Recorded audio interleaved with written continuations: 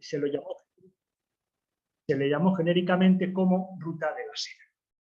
Esta Ruta de la Seda pues, podía ir atravesando Asia Central, podía ir por la costa sur de Asia, al final terminaba llegando a Europa pues, por Oriente Medio, por Egipto, por el este del Mar Negro. ¿Pero qué ocurrió? Hubo unos hechos históricos que cambiaron esta situación, vamos a llamarla de equilibrio. El primero fue la conquista otomana de Constantinopla. Constantinopla era la capital del Imperio Romano de Oriente, ya muy decadente, había sobrevivido 1000 años al Imperio Romano de Occidente, pero en 1453 llega a su final. Esto además implica que los turcos otomanos, que son los que se apoderan acaban con Constantinopla, como además conquistan el Egipto, Oriente Medio, digamos, Europa, lo que son los Balcanes, pues resulta que a partir de ahora todas las mercaderías, estas que vienen por la Ruta de la Seda, digamos, tienen que pasar sí o sí por dominios del Imperio Turco. Con lo cual, no es que se interrumpa el comercio, lo que pasa es que al tener, digamos, un Estado que atravesar por fuerza, pues los aranceles pueden subir arbitrariamente. Y digamos que el comercio se dificulta, se encarece. Si encima unas repúblicas italianas consiguen llegar a un acuerdo con Turquía para hacerse con el monopolio de la distribución por Europa, pues entonces esos productos se disparan todavía más de precio. Claro, esto plantea la necesidad de encontrar una alternativa, una ruta para comerciar con Oriente, diferente de la que pasa por el Imperio Turco, y además a las especias. Ahora hablaremos más de las especias. Eran el oro de las Indias, porque había mucha demanda, y tenían, pues, como todo lo que sufre mucha demanda, pues un precio pues, disparatadamente alto. Bien, esta búsqueda de rutas alternativas, una solución digamos, a los problemas que se derivaban de la presencia del Imperio Turco-Otomano, pues hay dos países que se plantean posibles soluciones. Uno es Portugal, que comienza antes, dado que había acabado la reconquista mucho antes que España, y dice, bueno, pues vamos a intentar llegar hacia el oriente, hacia ese oriente del que vienen estos productos tan demandados, vamos a intentar bordear África y llegar navegando por el Índico. Mientras que España, aunque debemos decir Castilla, que fue quien realmente lo promovió, preparó una expedición con una solución diferente. Vamos por el oeste, atravesando el Atlántico. Es decir, esto, como ya sabéis, pues tuvo la consecuencia de que se descubrió América, se descubrió el Pacífico, se descubrió Filipinas. Hemos dicho antes que las especias eran un bien muy demandado. ¿Y por qué? Pues primero, porque las especias eran un condimento. En una época en la que no, digamos, no había frigoríficos, pues muchos alimentos, sobre todo la carne, había que conservarlos en salazón y pues estos no sabían demasiado bien. Incluso muchas veces se comía alimentos que no estaban en buen estado. Luego, un segundo punto era que las especias se les atribuía muchas propiedades curativas. Había todo un conjunto enorme de recetas magistrales en las cuales se utilizaban estas especias pues, para curar prácticamente de todo. Luego en la práctica pues distaba mucho de ser igual de eficaces. Y por último, al ser un producto tan caro, lo que terminaron siendo también fue un medio de ostentación. Es decir, la gente rica pues se podía permitir el lujo de tener especias en su mesa y además con abundancia.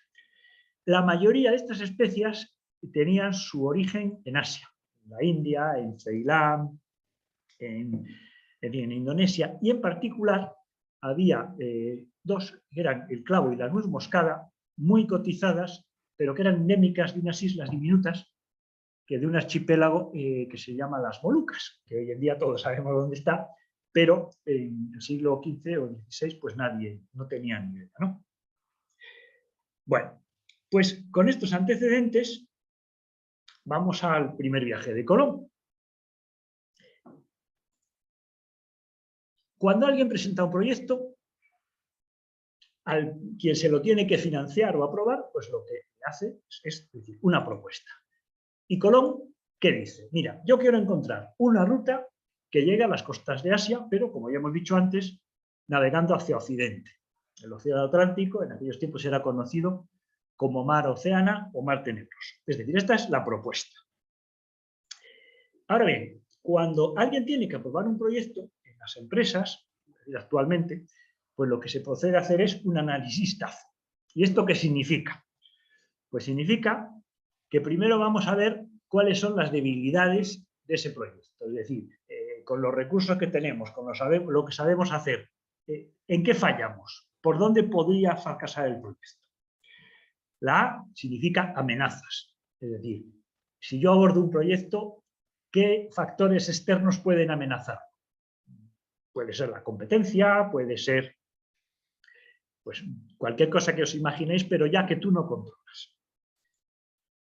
¿Y cuáles son las fortalezas? La fortaleza significa en qué soy yo bueno, qué sé hacer mejor que la competencia. Y lo último son las oportunidades. Si este proyecto sale bien, ¿qué es lo que yo consigo? ¿Qué oportunidades de negocio? ¿Qué beneficios me aporta?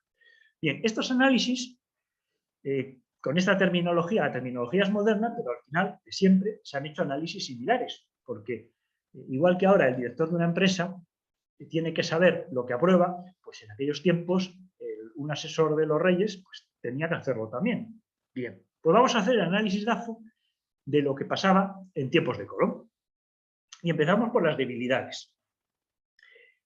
La primera debilidad era, el punto débil, era que la navegación oceánica estaba muy poco desarrollada.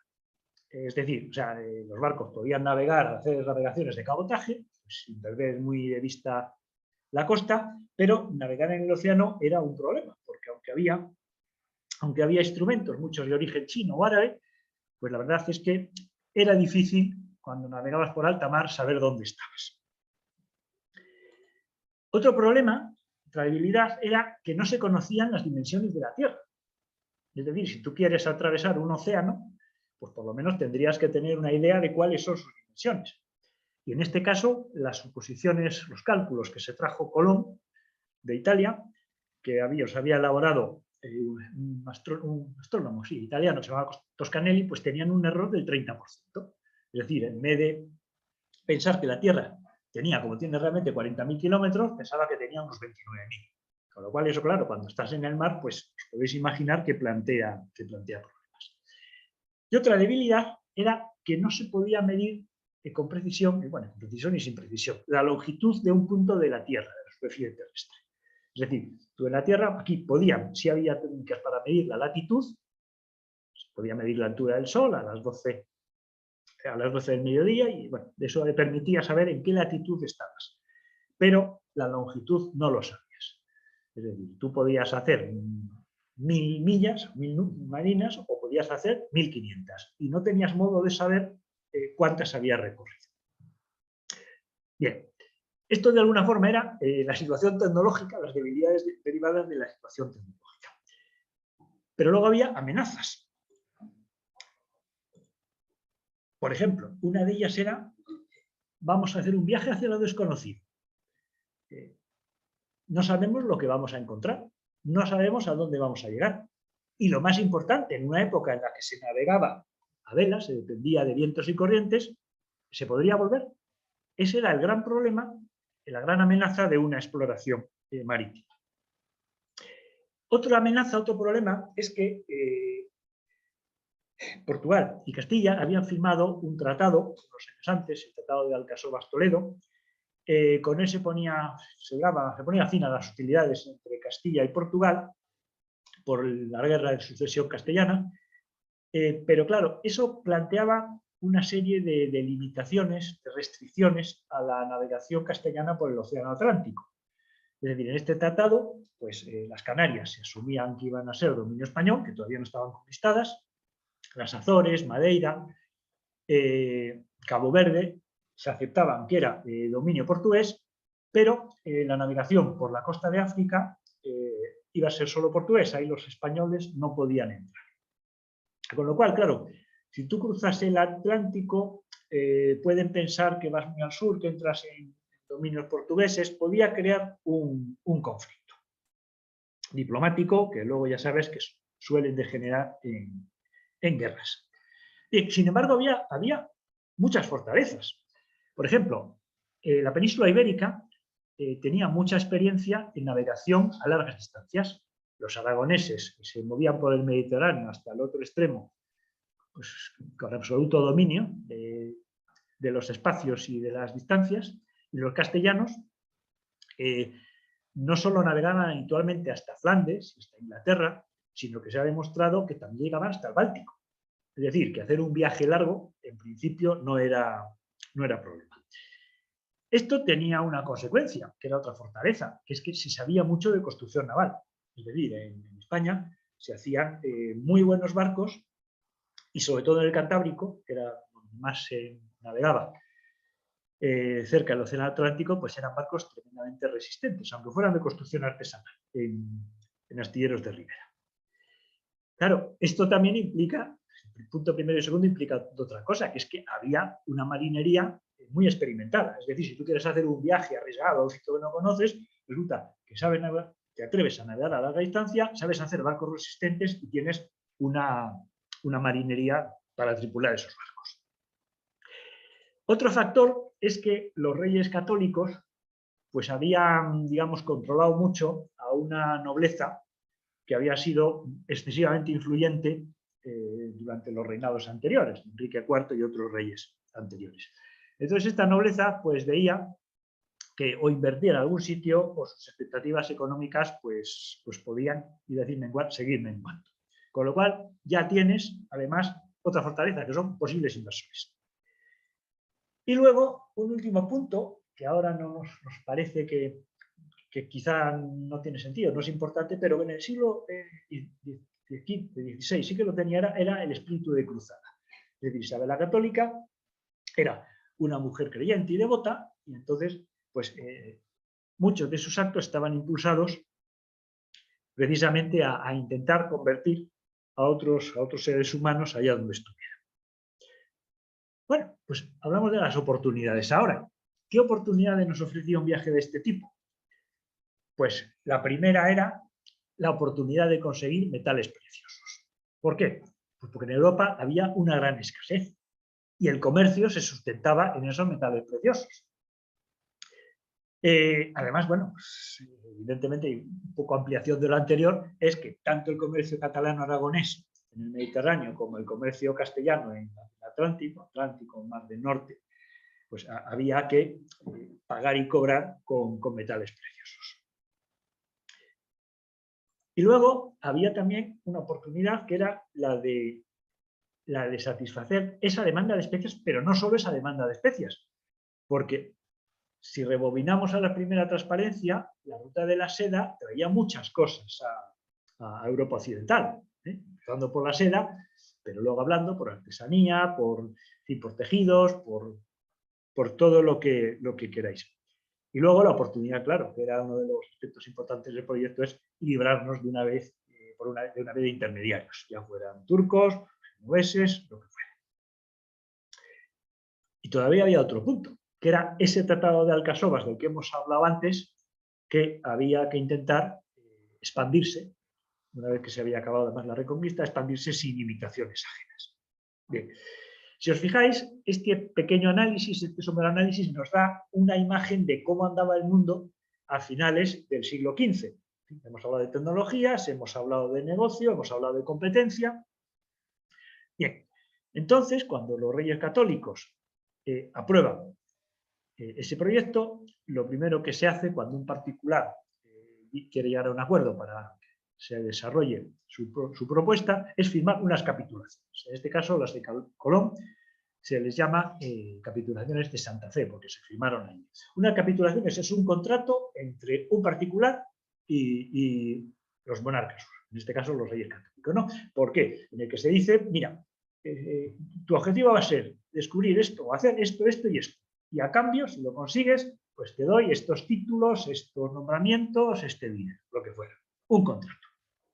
Bien, en estas recapitulaciones de Santa Fe se establecían dos objetivos fundamentales. Uno era descubrir y ganar tierras, que era un objetivo que podemos llamar imperialista.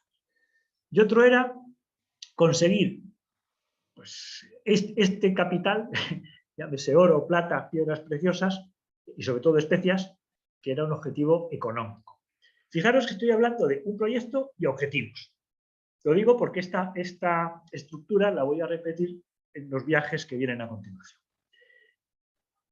Otra cosa muy curiosa es que en estos objetivos había cosas que no se mencionaban explícitamente. Por ejemplo, no se hablaba para nada del objetivo evangelizador. Eso sí, Isabel la Católica dio un salvoconducto a Colón por si alguien le paraba en el mar, lo cual era poco probable, salvo en las proximidades de las Azores, aludiendo a la evangelización, pero no figuraba. Y tampoco figuraba lo que Colón había propuesto, que llegar a Extremo Oriente navegando. Es decir, era como si los reyes católicos dijeran, vale la pena hacer una prueba, pero no nos fiamos del todo que esto salga como Colón dice. Bien, Colón empieza su proyecto, lo acaba y hay unos resultados. ¿Cuáles son estos resultados? Que se descubre un nuevo continente, que ya lo sabéis, que se descubre la ruta de regreso.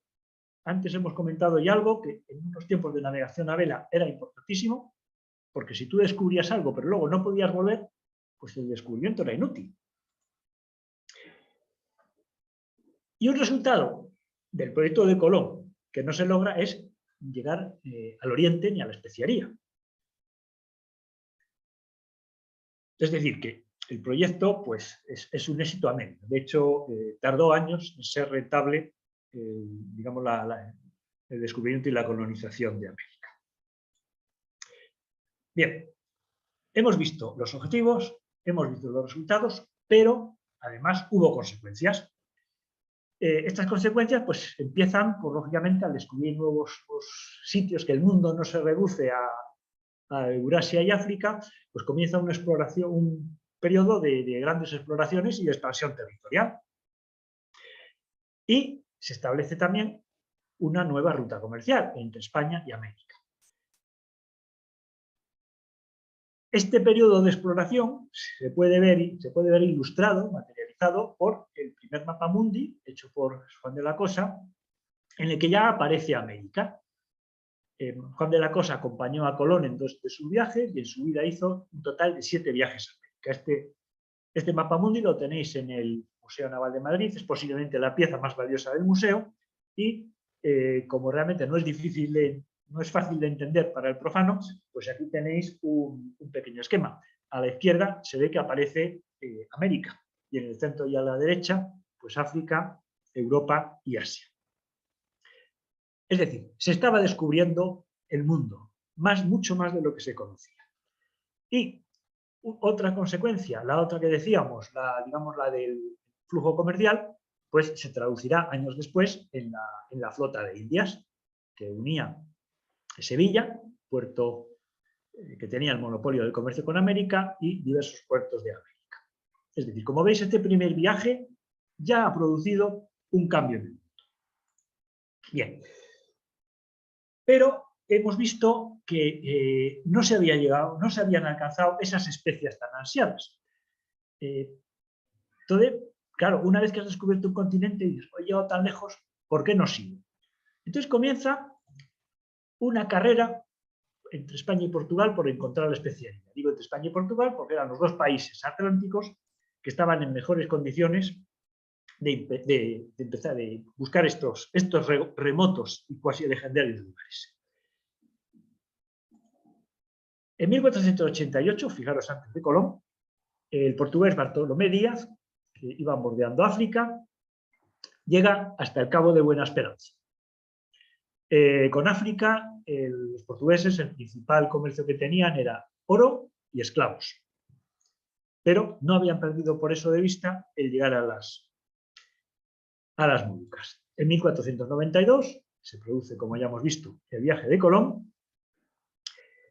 Y en 1494, fijaros que pronto, dos países que ya se ve la competencia en la que andan, que ve que puede haber, digamos, una colisión de intereses, se ponen de acuerdo para firmar un tratado, el Tratado de Tordesillas, en el cual se repartían las zonas de influencia de España y de Portugal. Previamente el Papa Borgia había publicado unas bulas, las bulas que se llaman Inte Caetera, donde también hacía una división del mundo, pero como Portugal y España no se ponían de acuerdo, pues decidieron negociar directamente y al final lo que nos encontramos es este mundo. Un meridiano, se supone que pasa a 370 leguas al oeste de las islas de Cabo Verde, nunca se supo exactamente de qué isla, al oeste del cual es dominio español y al este de él es dominio portugués. Digamos que se reservaban el monopolio de investigaciones y de explotación de territorios. Os podéis imaginar que Francia o Inglaterra no estaban muy de acuerdo, pero bueno. Bien. En 1498, los portugueses, aquí pongo el escudo de Portugal arriba, con Vasco de Gama, llegan a la India. Y en 1503 hay un hecho que tiene relevancia. ¿Por qué? Porque es la fundación de la Casa, el nombre completo sería, aparece en los documentos, la Casa de la Contratación de las Indias, en Sevilla. Esta Casa de Contratación es un conjunto de, por un lado, iba a decir, una gestora de todos los viajes a América, donde se controlaba a quienes iban, qué llevaban, qué traían, es decir, controlaban también el comercio, pero además controlaban la formación de pilotos, la formación de gente relacionada con la navegación y, muy importante, tenían lo que se llamaba el padrón real, que era un mapa mundi que se iba incrementando con la información que traían los sucesivos viajes. En la casa de contratación estaban las, digamos, mentes más brillantes del momento y hay quien compara la casa de contratación con la NASA del siglo XVI. O sea, digamos que es iba a decir, un organismo que tuvo mucha trascendencia. Bueno, en 1512 los portugueses mandan una expedición. Alfonso de Alburquerque es un portugués, se le considera el artífice del imperio portugués en Asia, en Extremo Oriente, y entonces envía una expedición que llega por fin a las Molucas. Es decir, parece que los portugueses han ganado la carrera, ya han llegado a las Molucas. Pero la historia no se para ahí, sino que ocurren más cosas. Bueno, aquí tenéis un mapa en el que se ve en verde, no sé si se distingue, digamos, las zonas de dominio portugués. Evidentemente, la parte de Brasil todavía no la controlaba, pero se supone que tenían derecho a ello. Y Portugal, que era un imperio esencialmente comercial, pues iba creando bases de apoyo y pequeños espacios controlados, bordeando África y luego en la India, hasta que por fin, en 1512, como digo, llegan a las Molucas. ¿Dónde están las Molucas? Pues aquí. Eran unas islas diminutas, vamos a ver, eran bastantes. Lo que pasa es que las más importantes en cuanto a suministro de especias, llamaban Tidore y Ternate, esas sí que eran muy, muy pequeñitas. Bien, como decía, la historia no se para y al año siguiente, en 1513, resulta que Vasco Núñez de Balboa avista el Pacífico. Claro, si los españoles descubren ese océano y saben con certeza, porque el mundo ya se sabía que era redondo, o sea, solo algún negacionista defendía que era plano, pero desde el tiempo de los griegos estaban seguros de que el mundo era redondo. Entonces, claro, si se descubre el Mar del Sur, dicen, pues llegar al Extremo Oriente es cuestión de seguir. Por cierto, en las tres fotos de abajo, la del medio es precisamente, al fondo, la isla de Tidore, y a la derecha la ubicación en verde claro de las Molucas que pertenecen a Indonesia. Bien, en 1521, Hernán Cortés, que se apodera de Tenochtitlán y que tenía una visión estratégica de todo lo que hacía, una de las primeras medidas que toma es empezar a construir barcos en el Océano Pacífico. y empezar a explorar las costas del Pacífico mexicano. Esto tendrá importancia luego, como veremos. Y en 1522, que esto hemos hablado al principio, resulta que una expedición, la de Magallanes Elcano, que había salido de Sevilla en 1519, consigue volver.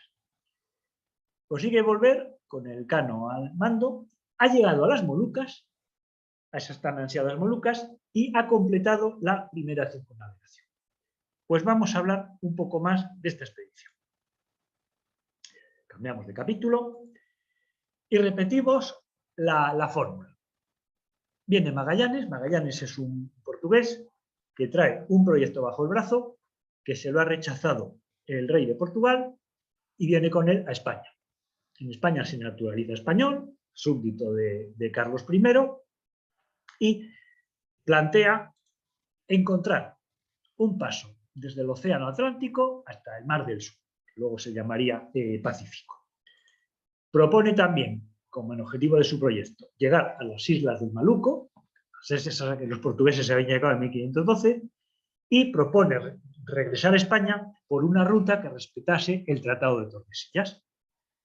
Bien, este proyecto, digamos, tuvo éxito la propuesta de Magallanes, porque en cuanto Magallanes fue a esa casa de contratación de la que hablábamos antes, se encontró con gente muy competente que apoyó su proyecto. En Lisboa había un comerciante español, Cristóbal de Haro, del que no se habla mucho, pero también un típico empresario multinacional dedicado al comercio, que también apoyó ese proyecto y que además quería invertir en él. El mismo fundador, que se considera fundador de la casa de contratación, el obispo Juan Rodríguez Fonseca, pues también. Es decir, que un señor no puede, si yo propongo un proyecto en España, a los 6 meses no me llevan delante del rey o del presidente del gobierno. ¿Por qué le pasó eso a Magallanes? Pues precisamente por la solidez de los apoyos. Bien. Esa petición se aprueba, se firman, por supuesto, las correspondientes capitulaciones, se utilizan 5 naves de segunda mano, todas construidas en el norte de España, que eran las más resistentes, las más robustas para viajes de larga duración. Se esperaba y se aprovisionaron los barcos para hacer un viaje de 2 años. Y comienza el viaje. No voy a entrar en detalles porque prefiero seguir analizando los resultados y consecuencias. Es un viaje muy azaroso. Tienen primero un motín en la bahía de San Julián, en Argentina. Tienen un naufragio de un barco más pequeño. Tienen una deserción, pero consiguen encontrar el paso, ese tan buscado, entre el Atlántico y el Pacífico, que se llama Estrecho de Magallanes. La verdad es que atravesarlo fue una maravilla, de navegantes extraordinarios. Bien, se encuentran con el Océano Pacífico. El Océano Pacífico ocupa la tercera parte de la Tierra, es un espacio inmenso. Casi 20.000 kilómetros, en la parte más ancha de este a oeste, casi 15.000 de norte a sur. La verdad es que atravesarlo en aquellas cáscaras de nuez, si alguno ha visto, por ejemplo, la réplica de la nao Victoria, que en la práctica se dice que era más pequeña que esa réplica, pues dices, ¿cómo pudieron atravesar 15.000 kilómetros desconocidos? O sea, es una cosa que yo creo que pasaba en el siglo XV y el XVI, pero no sé si pasaría ahora. Si giramos un poco la bola del mundo, sin salir del Pacífico, tenemos aquí la islita de Guam, que tuvo mucha importancia porque allí consiguieron parar y reaprovisionarse, la descubrieron, las Filipinas y las Molucas. Bien, aquí tenéis un esquema, es muy sencillo, pero es muy ilustrativo del recorrido de la vuelta al mundo. Hay un detalle que cuando buscamos en Wikipedia mapas, hay un detalle que no suele aparecer, que es que cuando Elcano regresa desde Cabo Verde a la península ibérica, no puede navegar derecho. Tiene que subir hasta las Azores y luego cambiar de rumbo para poder llegar a Sevilla, por lo que decíamos antes. Los vientos mandan y las corrientes. Aquí, bueno, las Islas de los Ladrones es el nombre que dieron a Guam. Y otra cosa muy curiosa, bueno, es que que bueno, hay muchas incógnitas en la expedición Magallanes-Elcano. Es realmente complicada y eso merece no una, sino muchas conferencias. Por ejemplo, por poner un caso es por qué Magallanes, que sabía, porque tenía información de en qué latitud estaban las Molucas, que estaban prácticamente a la altura del Ecuador, ¿por qué navega al norte y se va a Filipinas? Entonces, los historiadores dicen que eso tiene que ver con las capitulaciones, pero no quiero detenerme aquí ahora.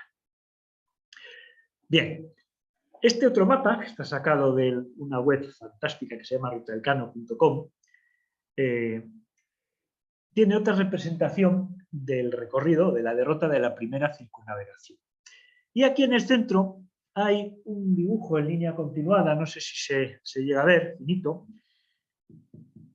de la expedición Magallanes-Elcano. Una vez que Magallanes murió en Filipinas, pues quedaron dos barcos. Bueno, dos barcos también tuvieron que quemar la Concepción, pero eso es otro tema. Quedaron dos, la Victoria y la Capitana, que era la Trinidad. Entonces, estando en Tidore, se plantearon que había que volver. ¿Pero por dónde volvían? ¿Por el Pacífico o se saltaban el Tratado de Tordesillas? Bien, Elcano, en una decisión que tampoco entraremos en detalle, decidió que cruzaba el Índico muy al sur por una ruta nueva para no tropezarse con los portugueses. Y Gonzalo Gómez de Espinosa, que era el capitán de la otra nave, de la Trinidad, decidió que iba a intentar volver a Panamá cruzando el Pacífico. ¿Qué es lo que ocurre? Que nos encontramos otra vez con los dichosos vientos, las dichosas corrientes y los dichosos temporales.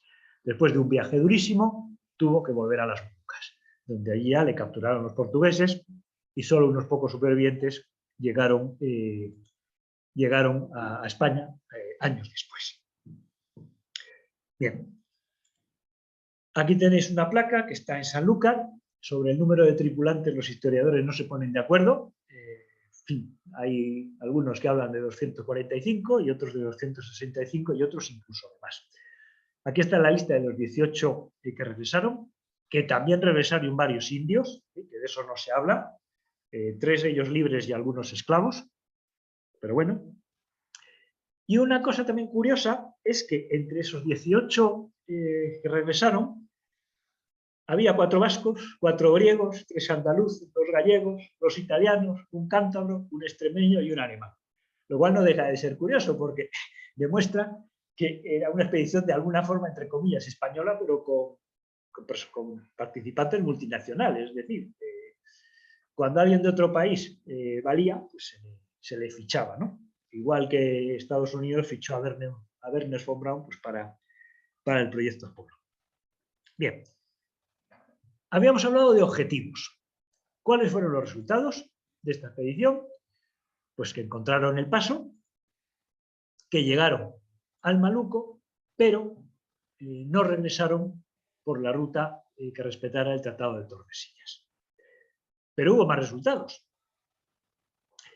Atravesaron un océano que hasta entonces nadie le había atravesado.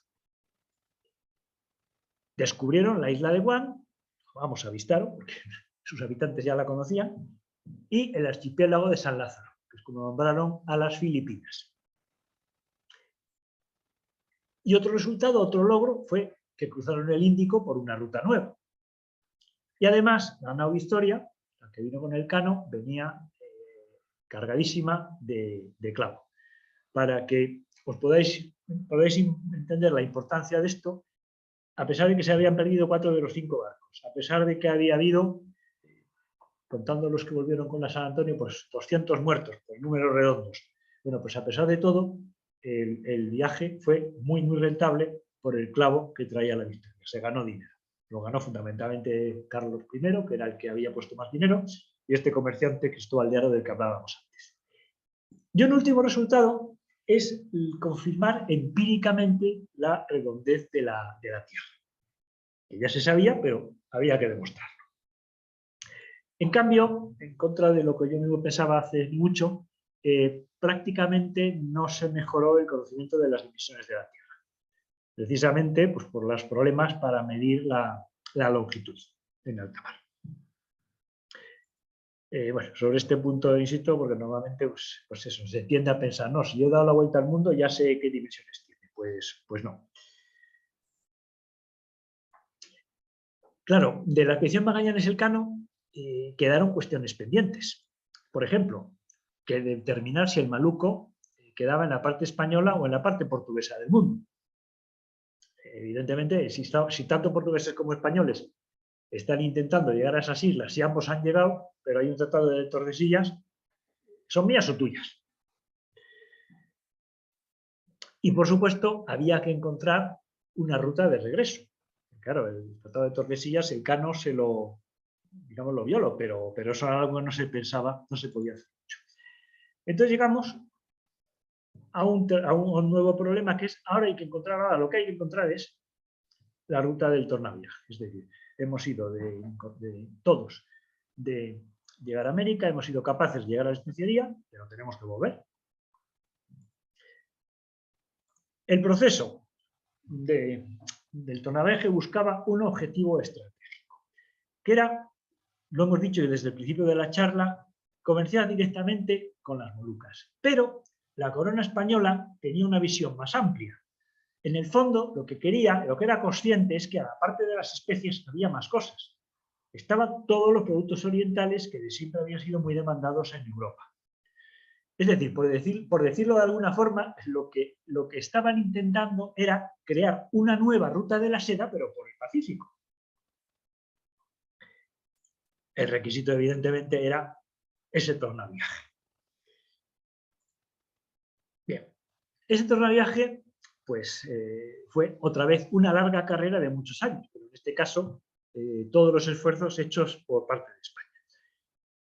Hemos hablado ya del primer intento de tornaviaje, que es de Gonzalo Gómez Espinosa, de la expedición de Magallanes-Elcano.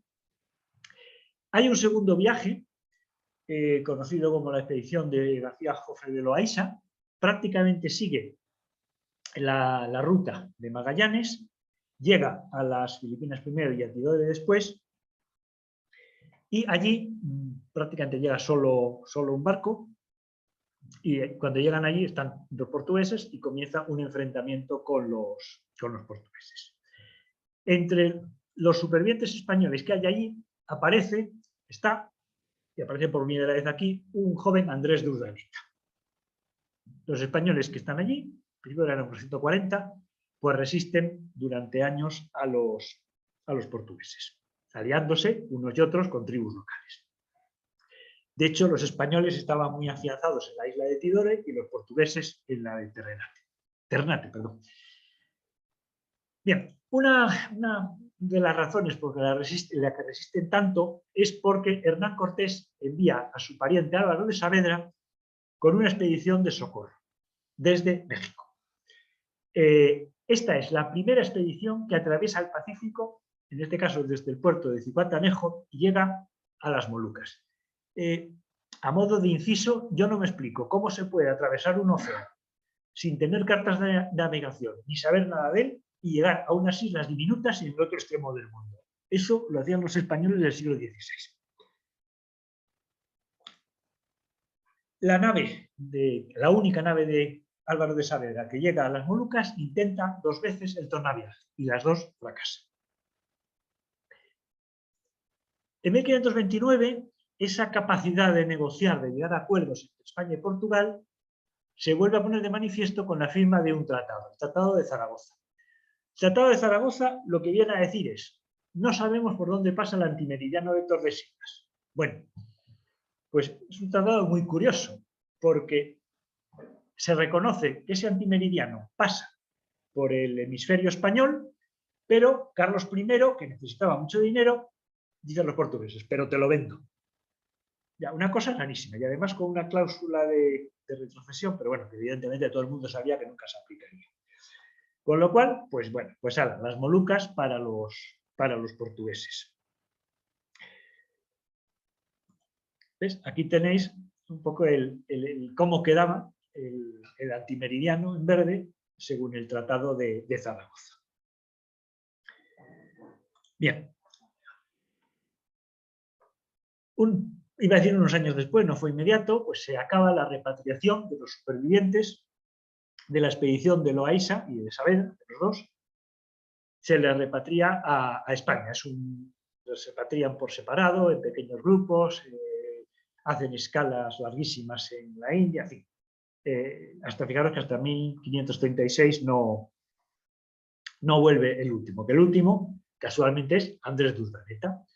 Andrés de Urdaneta, os podéis imaginar que era una persona sumamente inteligente, había estado investigando, observando de todo, vientos, corrientes, comercio, la antropología de la zona. O sea, era una mente privilegiada y los 6 años que tuvo en las Molucas no los desaprovechó. Hay otra expedición, esta es menos importante, de un capitán de Cortés que le envió a Perú para intervenir en las guerras civiles que hubo allí de conquistadores y que desde el Perú decide dirigirse a las Molucas. Este viaje pues, es un viaje extraño porque parece ser que hubo un motín, que Grijalva murió, que al final terminaron naufragando en Nueva Guinea y unos pocos supervivientes pues, los recuperó, los sacaron los portugueses, pero ya años después. Más interés tiene la expedición de Ruy López de Villalobos, ya acabamos expediciones, que es una expedición que ya se da por hecho que tienen que salir todas desde Puerto de Navidad. Perdón, desde la costa del Pacífico mexicano. En este caso salió desde el puerto de Navidad. Este es un viaje que tiene varios aspectos interesantes. El primero es que Andrés de Urdaneta, que a la sazón estaba en México, participó en su organización. Lo que pasa es que no quería ir, entre otras razones, porque él decía, yo a las Molucas no me voy porque es zona portuguesa. En este caso, iban dirigidos a Filipinas, pero como Urdaneta conocía la zona, decía que también Filipinas pertenecían a los portugueses. No quiso ir. Esta expedición recorre el Pacífico, descubre un montón de islas y también realiza 2 intentos de tornaviaje, que vuelven a fracasar. Al final, pues los supervivientes, que fueron bastante supervivientes, no les queda más remedio que ir hasta las Molucas y llegar a un acuerdo con los portugueses para su repatriación. Bueno, habíamos dicho que había participado Urdaneta. Bien, y por fin llega la expedición de Legazpi. Es decir, nos hemos encontrado que sin contar la de Grijalva, durante 23 años había habido 5 intentos de regresar a Nueva España y no había forma, no se había conseguido. Pero de los fracasos se aprende. Es decir, la experiencia es la madre de la ciencia. Si tú haces algo bien a la primera, te olvidas, pero si sale mal, ya espabilarás. Y entonces esto nos conduce al último apartado, al último viaje trascendental de los que dijimos que habían cambiado el mundo. Bueno, Felipe II sostenía que las Filipinas caían en demarcación española. Es muy curioso ver mapas antiguos donde dibujan los meridianos de la Tierra inclinados para que las Molucas queden en la zona portuguesa, pero las Filipinas en la española. Es decir, había picaresca hasta en la cartografía. Entonces, dice que aquí hay que organizar otra expedición, igual que hemos hecho en las anteriores, fija los objetivos. Establecer un asentamiento en Filipinas, porque ya tenía muy claro que lo que quería era comerciar con Oriente. Lo que pasa es que una vez que estás en las Filipinas, cerca de los productores de especias, pues es mucho más fácil adquirirlas a mejor precio. Predicar la fe cristiana, esto que suele salir sobre todo en la historia del siglo XVI, tiene su importancia, porque ahora mismo, es un inciso, cualquier país occidental dice es que tenemos que instalar la democracia liberal en los países atrasados. Bueno, pues equivalente a esto era predicar la fe cristiana en países atrasados. O sea, no digo que sea mejor ni peor, bueno ni malo, simplemente que era la mentalidad de la época. Y, por supuesto, el último objetivo, y más importante, encontrar la ruta del tornaviaje. Si no se encontraba, los 2 puntos anteriores no se conseguían. Bien, y aquí nos vuelve a aparecer por enésima vez Andrés de Urdaneta. Andrés de Urdaneta se había metido a Fraile Agustino, como ya hemos dicho, defendía a capa y espada que las Filipinas no correspondían a España, pero había siempre defendido que era posible volver desde Filipinas hasta Nueva España y que él podía hacerlo si hiciera falta montado en una carreta. ¿Cuál es la conclusión de esto? Pues que Felipe II le dice, ¡hala! Te sales del convento y te vienes. Pues es como dice en la mili, el que habla imaginario, pues igual. Bien, entonces tenemos ya el viaje, por fin, en definitivo, el viaje de Legazpi. vuelve a salir de México esta nueva expedición, la manda Miguel López de Legazpi, que no era ni un militar ni un marino, era un funcionario y un organizador honrado y eficiente. Sale igual que Villalobos de Puerto de Navidad. ¿Y quién se lleva de cosmógrafo? Pues Andrés de Urdaneta. Hay anécdotas que, bueno, tampoco quiero extenderme mucho, muy curiosas, porque incluso Urdaneta le embarcaron engañado. Él no sabía que iban hasta las Filipinas hasta que estaban en alta mar. Le dijeron que iban a rescatar náufragos españoles de anteriores expediciones. Otro detalle es que muchos de los expedicionarios ya eran, iba a decir novohispanos, porque ya aquí teníamos el virreinato de la Nueva España, es decir, que mexicanos, dicho aplicando un término actual, y esto implica, a los mexicanos les supone un gran orgullo porque consideran que la Galeón de Manila es de alguna manera obra suya, y no andan escasos de razón. Bueno, en enero de 65 llegan a las Islas de los Ladrones, una escala pues, muy útil, porque después de 2 meses en un barco, pues sí que hacía falta suministros y agua, y en mayo de 65 llegan a la isla de Cebú y fundan la primera población española en Filipinas. Casi inmediatamente, vamos, pero unos días después, el 1 de junio, o sea, yo no sé si debe haber un par de semanas desde que llegaron a Cebú hasta que volvió, parte de Cebú, la nao más rápida que tenían, a San Pedro. Llevan de capitán a Felipe de Salcedo. Felipe de Salcedo era nieto de Legazpi, pero quizá lo más importante es que era criollo, es decir, era pues, un nuevo hispano o un mexicano si queréis. Por supuesto, el piloto, el técnico, el navegante, era Andrés de Urdaneta, y objetivo, solo uno, encontrar la ruta de regreso a Nueva España. Bien. Salen de las Filipinas cruzando el estrecho de San Bernardino, luego veremos un mapa entre las islas de Luzón y Samar, y navegan hacia el norte, no sin dificultades, hasta encontrar vientos y corrientes del oeste. Digo no sin dificultades porque en un momento determinado, cuando van navegando hacia el norte, pues resulta que hay calmas, que las calmas es de lo más terrible que puede encontrarse un navegante que va a vela. Luego había vientos variables, ya soplaban para el este, otro para el oeste, y les cuesta llegar a un punto suficientemente al norte para empezar a recibir vientos del oeste y sobre todo para encontrar la corriente del Curosío, el río Negro, que esa es la que prácticamente les lleva atravesando el Pacífico hasta llegar hasta las costas de California. Y una vez cerca de las costas de California, pues ya hay otra corriente, la corriente del mismo nombre, que les permite navegar cómodamente hacia el sur.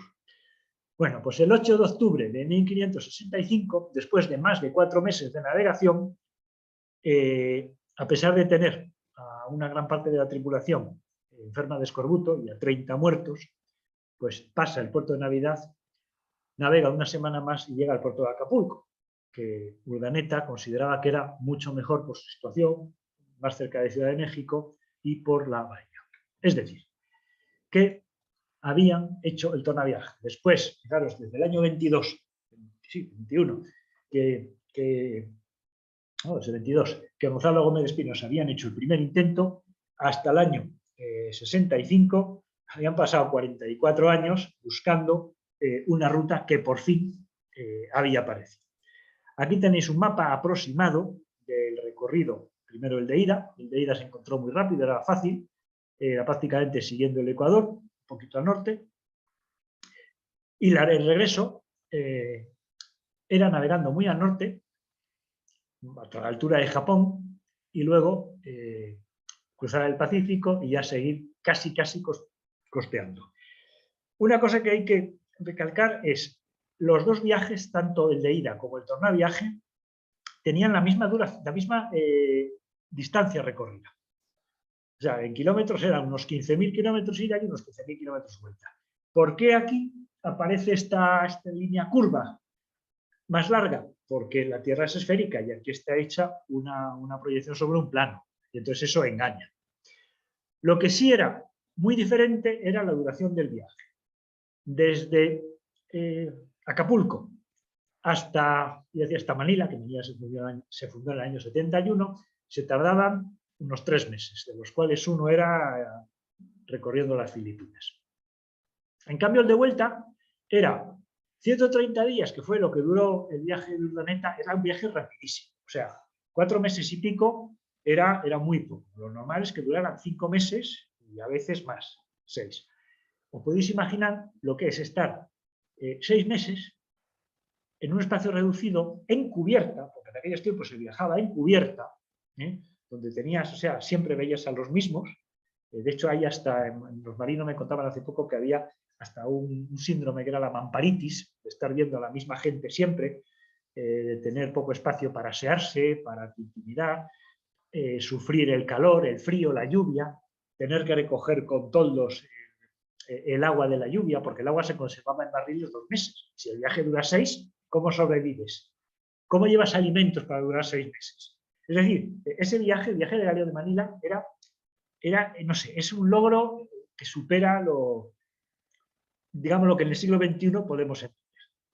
Aquí tenéis una representación de las principales corrientes que os dan una idea de por qué se iba por un sitio y se volvía por otro, con el agravante, luego además de los vientos, no podías hacer el tornaviaje en cualquier época del año, tenías que salir antes de finales de julio, porque si no los tifones, vamos, acababan contigo, y de hecho cuando se retrasaba la salida de algún galeón, pues solía haber disgustos. Pero bueno, no voy a hablar de Galeón de Manila porque eso sería ya de otra charla.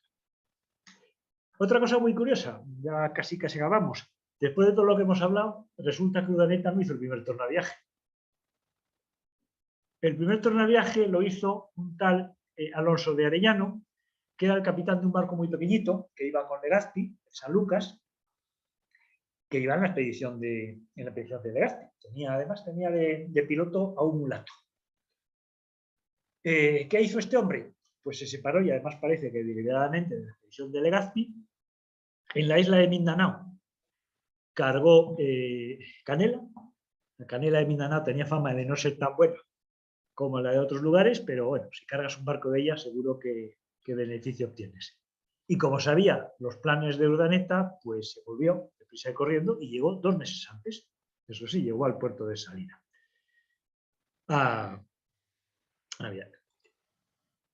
Claro, os podéis imaginar que otro concepto de proyecto, cuando se acaba un proyecto, hay que acabarlo bien. Es decir, a ti te encargan, yo qué sé, yo estoy pensando con mentalidad de empresa, pero puede ser la reforma de una casa. Es decir, a ti tienen, en caso de una empresa, tienes que tener la documentación adecuada, tienes que tener resueltos todos los flecos, tienes que tener suficientes datos para que si alguien quiere volver a hacer ese proyecto, pues sepa, tenga toda la información. O sea, yo qué sé, cuando a ti te arreglan la casa porque haces una reforma, no puedes dejar unos azulejos más altos que otros, no puedes dejar las puertas de los armarios sin apretar bien. Es decir, la cosa se ha acabado. Y ahí es donde Urdaneta barría. Con esa cabeza privilegiada que tenía, hizo, pues eso, documentó el proyecto estupendamente. No tenía nada que hacer. Hubo más temas, en fin, de competencia entre órdenes religiosas, pero no me quiero extender ahí con eso. Bien, y todavía más. Urdaneta no se contentó con hacer el viaje y entregar la documentación al virrey. Ahí la tienes. No, sino que se trasladó a España. Le recibió Felipe II, es decir, la máxima autoridad del Imperio Español, y Felipe II le puso en contacto con una junta de cosmógrafos, donde esa documentación no solamente se la soltó, sino que la analizaron en detalle. Es decir, acabaron bien el proyecto. Urdaneta no solo trabajó en el mar, sino que luego siguió en tierra hasta llegar a la corte. ¿Cuál es la consecuencia de este viaje? Pues que durante 250 años habría una línea comercial entre Filipinas y México. Acababa de nacer el galeón de Manila. Fijaros que pongo Manila en cursiva, porque realmente Manila se fundó 6 años después, en 1571. Con lo cual, durante esos años que sí que hubo barcos recorriendo el Pacífico, pues quizá deberíamos hablar del galeón de Filipinas. Pero al final lo importante es que dos continentes, América y Asia, quedaban unidos. Aquí resaltar un poco por lo que hemos dicho ya, que esa ruta permitía el comercio entre los dos continentes y permitía la colonización de Filipinas, porque cualquier colonia nueva necesita recibir, por lo menos en los primeros años, lo que llaman el socorro situado. Urdaneta fue el que completó el proyecto de Colón y por eso se le suele llamar el Colón del Pacífico. Fijaros cómo vuelve a cambiar el mundo y vuelven a hacerlo españoles. Bueno, aquí insistimos que lo difícil de una navegación era encontrar el camino de regreso. Aquí tenéis dos estatuas que curiosamente están en Filipinas. La primera está en Cebú, de Lope de Legazpi, y la segunda en Manila, de los dos, de Urdaneta y de Legazpi. Espero que no las hayan vandalizado, porque realmente pues Filipinas empezó a existir como Filipinas a raíz de la llegada de los españoles. Bueno, esto es una viñeta que publicó Forges en el 500 aniversario del nacimiento de Urdaneta, donde bueno, demuestra que, aunque no fuera todo lo del dominio público que sería desear, pues Urdaneta era un hombre extraordinario. Y bueno, aquí se intentan transmitirlo con esta figura. Bien, ya casi para concluir, volvemos a la diapositiva del principio. Estas eran las rutas comerciales de las que hablamos. Fijaros, un siglo después, lo que hay. Entre portugueses y españoles ya se comunica todo el mundo. Eso sí, los españoles eran los que atravesaban océanos. Y esto es todo. Otro día, bueno, ya lo hicimos hace varios años, hablaremos del galeón de Manila, porque eso también tiene mucha tela. Y aquí acaba la historia por hoy.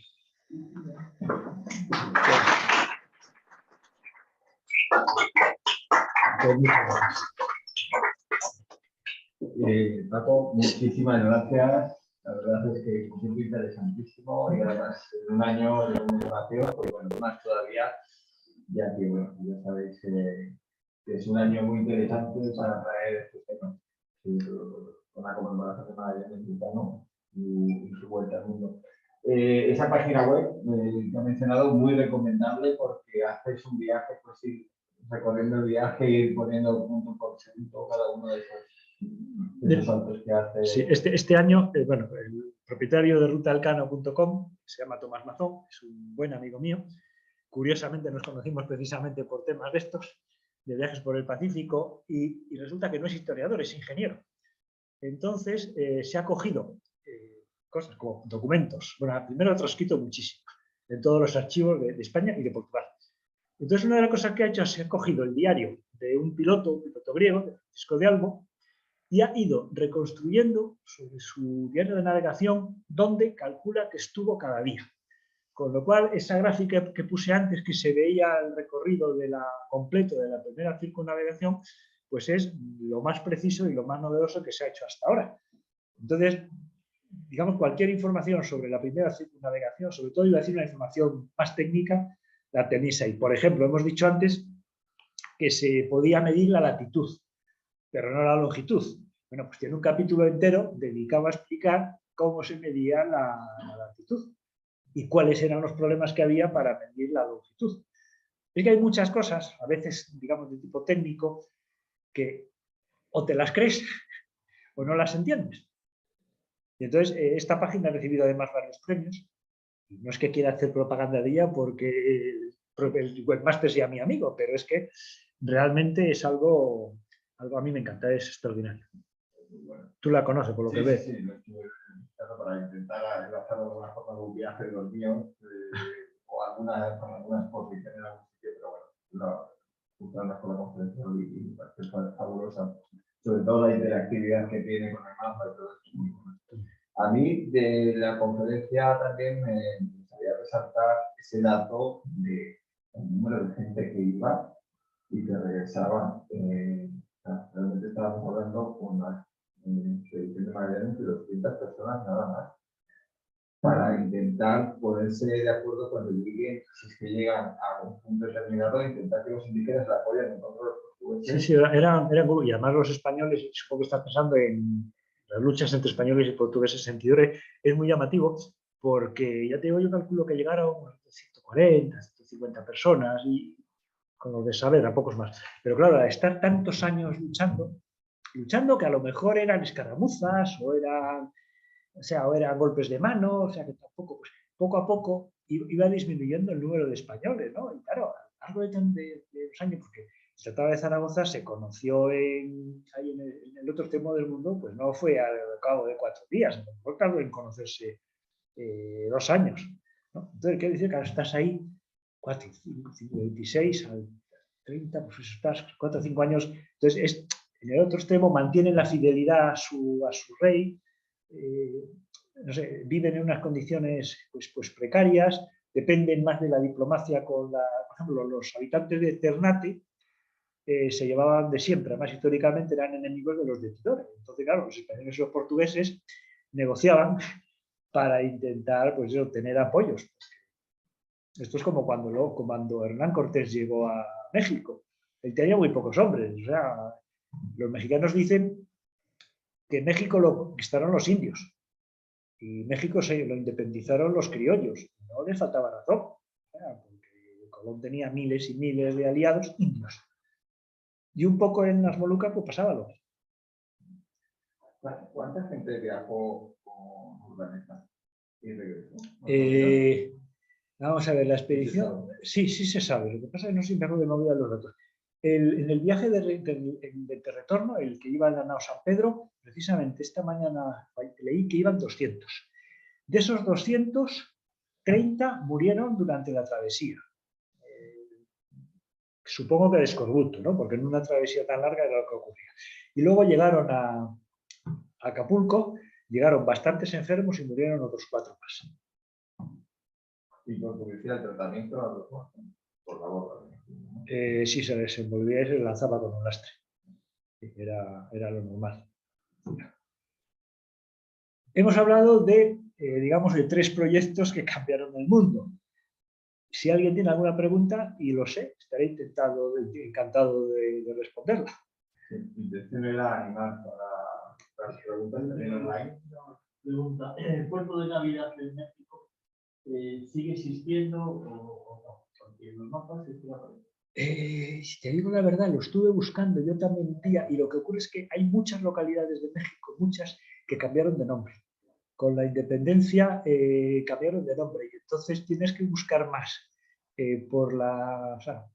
enterarte dónde estuvo y ver ahí qué puertos hay, porque en el Pacífico mexicano hubo bastantes puertos, sobre todo, fíjate que hemos hablado de Zihuatanejo, hemos hablado de Puerto de Navidad, pero en el siglo XVIII se aprovechó San Blas, se creó ahí un puerto, es decir, que había, por ejemplo, había más.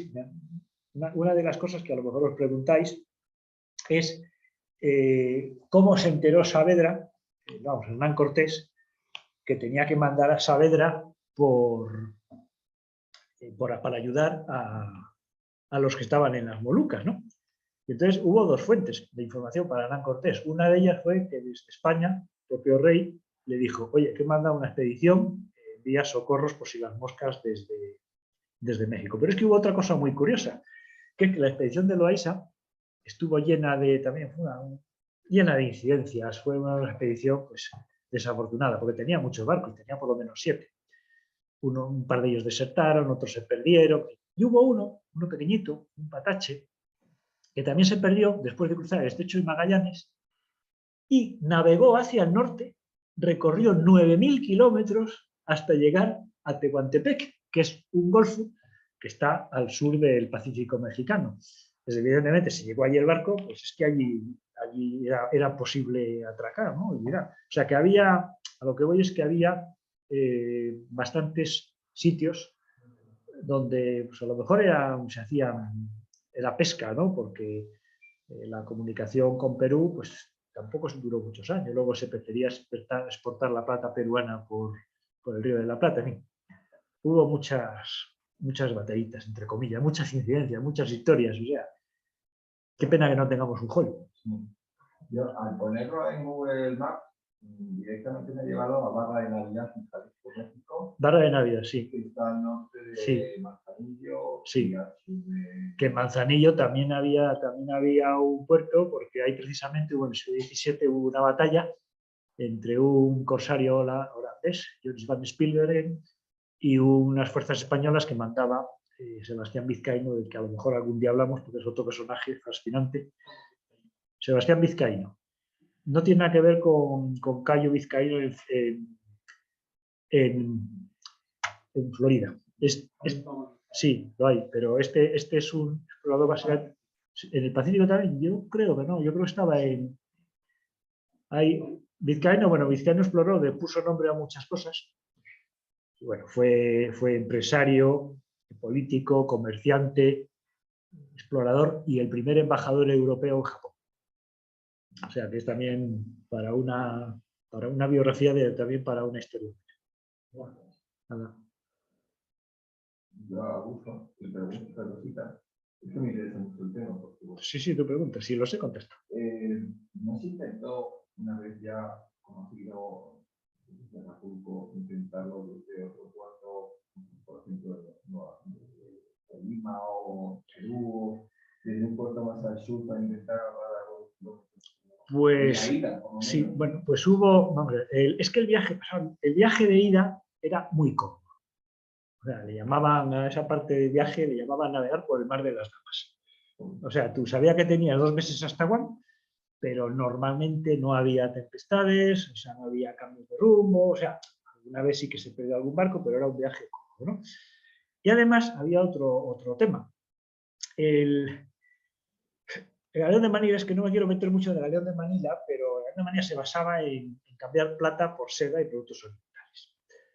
Entonces, claro, digamos, a la monarquía española, a la monarquía hispánica, pues no le hacía mucha gracia que se fuera tanta plata hacia Oriente.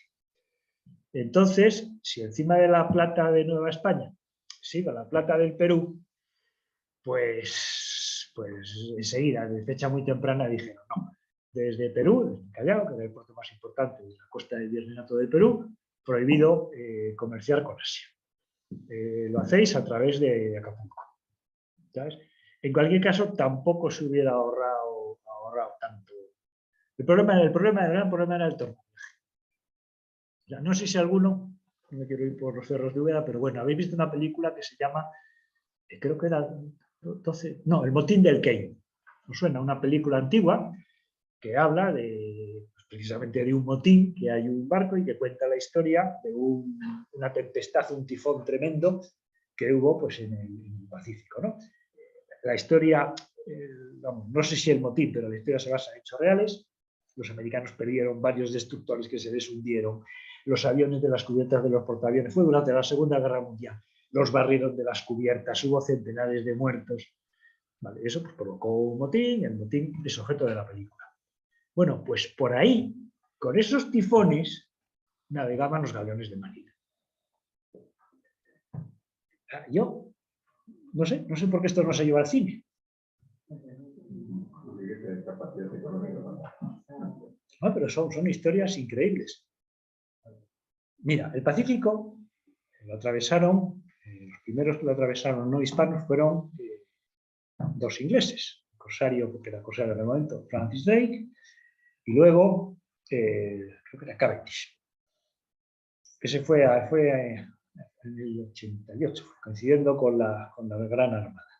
Bueno, pues esos 2 marinos lo atravesaron con pilotos secuestrados, capturados españoles. Otra idea, por ejemplo, para que os deis cuenta de lo que se hacía, de lo que se conseguía. Japón, una historia también relacionada con Sebastián Vizcaíno, intentó firmar acuerdos comerciales con España que incluían el poder comerciar ellos directamente con Nueva España.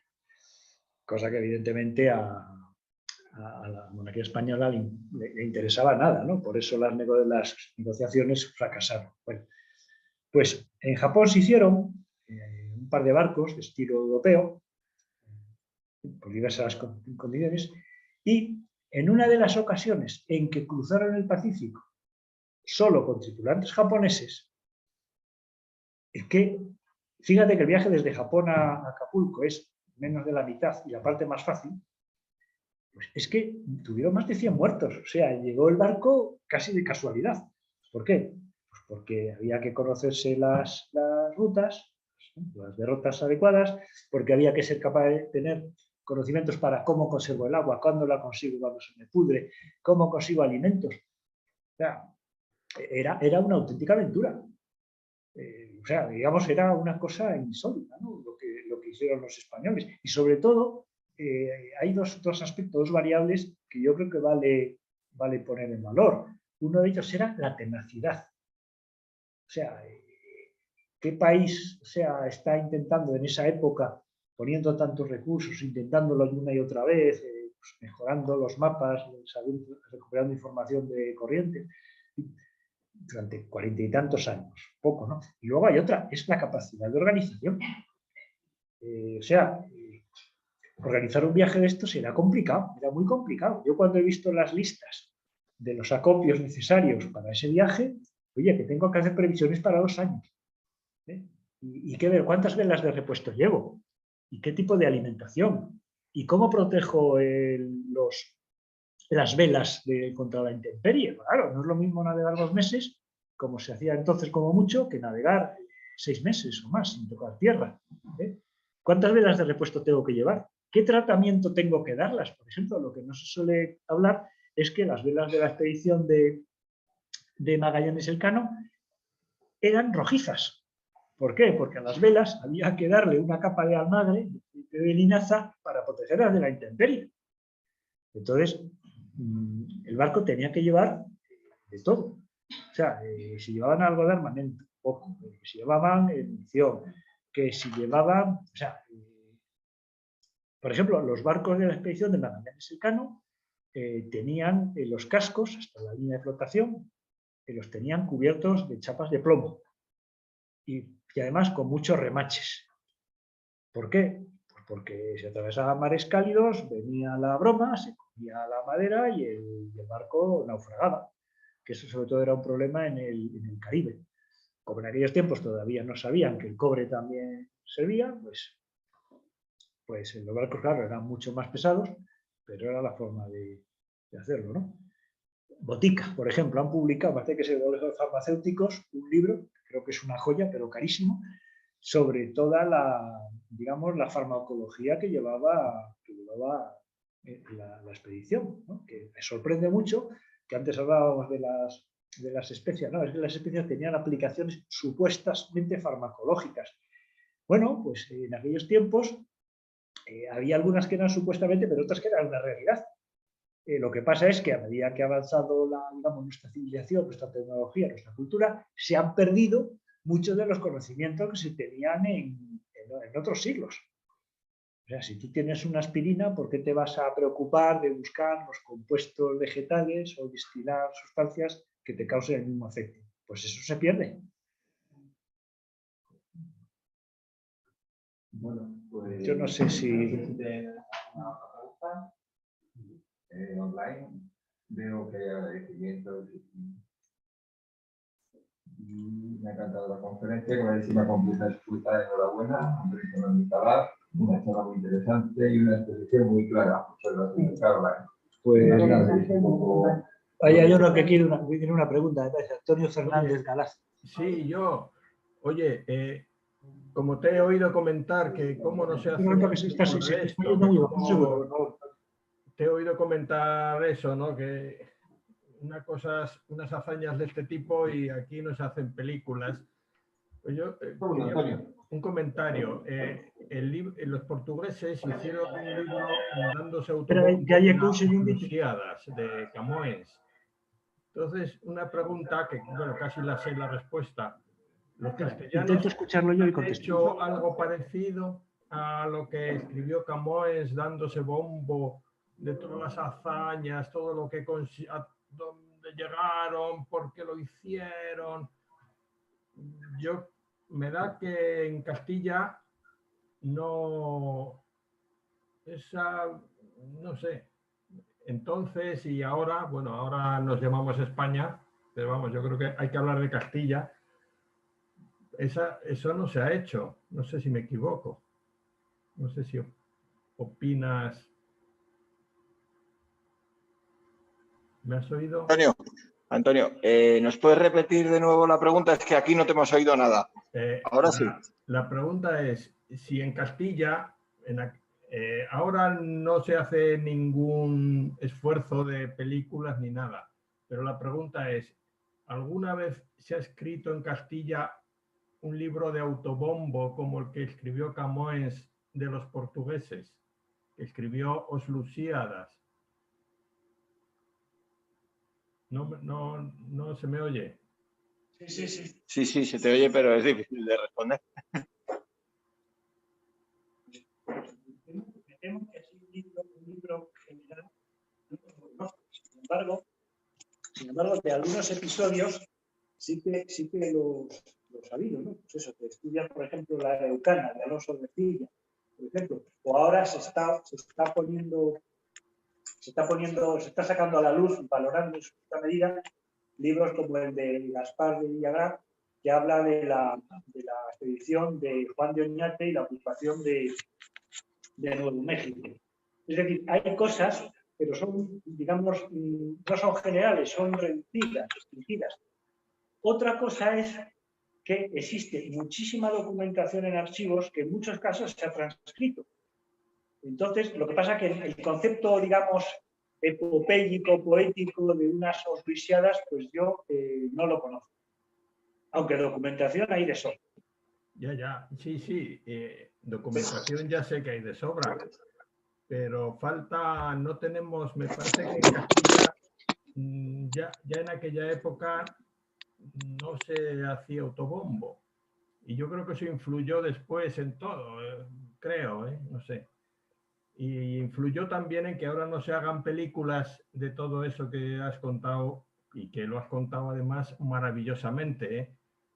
Vamos, me ha encantado, por cierto, la conferencia. Es brillante, concisa, vamos. No, pero...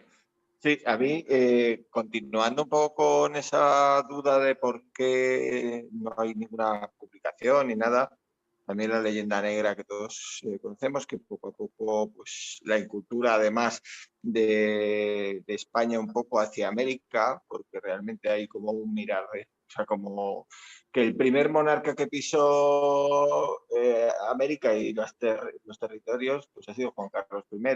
En toda la monarquía. Bueno, pues siempre ha habido más bien otro tipo de interés, no tanto de interés epopeico ni científico, ¿no? Además de ello, mi pregunta, y era por eso lo que decía, nosotros conocemos esa corriente como la corriente Humboldt, ¿no? ¿A qué se debe o es diferente al tornaviaje Urdaneta?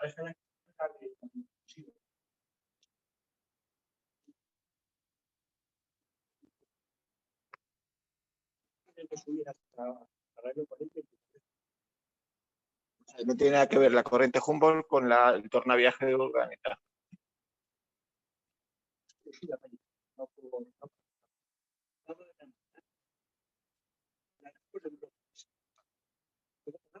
Volviendo a la pregunta de Antonio, que yo creo que aquí nos cambiamos un poco de tema, ¿no? Porque digamos que si no hubiera sido Os Lusíadas en español, podría haber sido incluso en siglos posteriores otra obra, pero la leyenda negra ha pesado muchísimo sobre España, ¿no?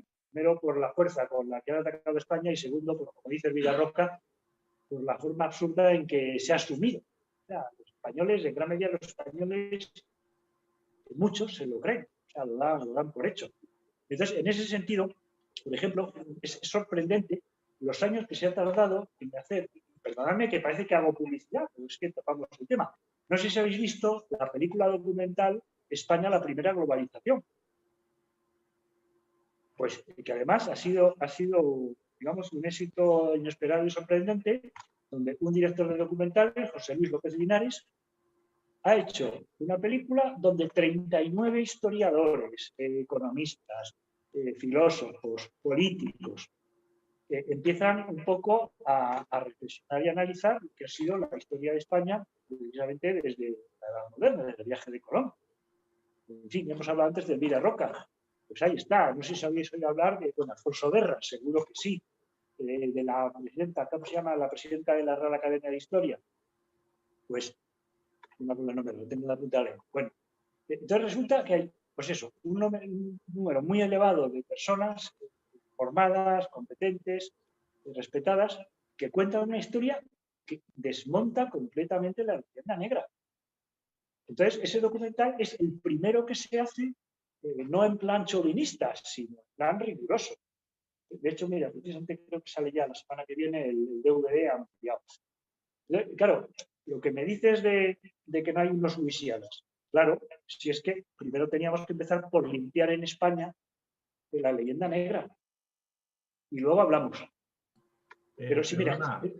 Es que yo creo que la leyenda negra se debe a que nadie ha escrito unos Lusiadas de Castilla, pero de Castilla, no me refiero a España, porque Camões, todo lo que hacía Camões decía que era para defender a España, porque Portugal era España, ¿eh? Portugal también era España. Él explica que conquistaron Tetuán, se metieron en Marruecos, en Ceuta y por ahí, y explica que el motivo fue para defender a España, porque ellos eran parte de España también. El problema era con Castilla. Hay una anécdota muy curiosa. Me da la sensación de que la leyenda negra se debe a que no se ha escrito, a que en todos los siglos de oro de la literatura castellana no se ha escrito ninguna cosa importante de autobombo. No sé por qué. Y eso influye. Al final lo que cuenta es el relato. Vale, Antonio, sí, un segundito y bueno, no sé si quieres contestar algo más. Simplemente, Antonio, decirte que en mi opinión el tema de la leyenda negra es bastante más complicado. Te lo digo además porque pertenezco a una asociación hispanista, uno de cuyos objetivos es precisamente un poco oponerse a la leyenda negra, pues sacando a la luz todas esas realidades que se han ignorado. Y lo último, una anécdota. Mira, en mi pueblo se han organizado durante varios años unas jornadas de novela histórica. El teatro, unas 500 plazas, estaba rebosado. ¿Sabes que duraban las conferencias? Las mesas redondas una semana hasta arriba. Y en una de ellas estaba Elvira Roca Barea, que eso la conocéis todos, supongo. Y entonces, los autores de Imperiofobia y Leyenda Negra. Y entonces, en una de estas, se levanta de la mesa, mira a todos los asistentes y le dice: bueno, ya saben que por el mero hecho de estar aquí, interesados en la historia de España, son todos unos fachas. Ese es un problema de actitud. O sea, quiero decirte que mientras no separemos el concepto de conocer, llamar a tu país de la leyenda negra, pues poco podemos hacer. Sí. Y ahora lo voy a decir a todos. Es que hay el Museo Antropológico que se llama Viva Chamorro. Son sobre los habitantes precisamente de las Islas Marianas que hablan un idioma que es filipino con chamorro y español. Entonces creo que puede ser interesante pues para conocer un poco más cosas del Pacífico. Bueno, y con esto yo creo que vamos a agradecer de nuevo a Paco por venir y darnos una interesantísima conferencia y como siempre pues voy a acudir a que, bueno, si en otra ocasión es propicio que quieras venir con nosotros, pues para nosotros es un placer poder contar con tus conferencias. Y bueno, agradecerte con un fuerte aplauso desde aquí y desde varios lugares de España, pues esta interesantísima conferencia. Un fuerte aplauso. Gracias, Paco.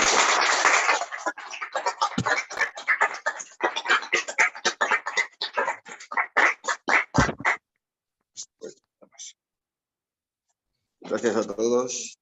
Muy bien, perdonadme que haya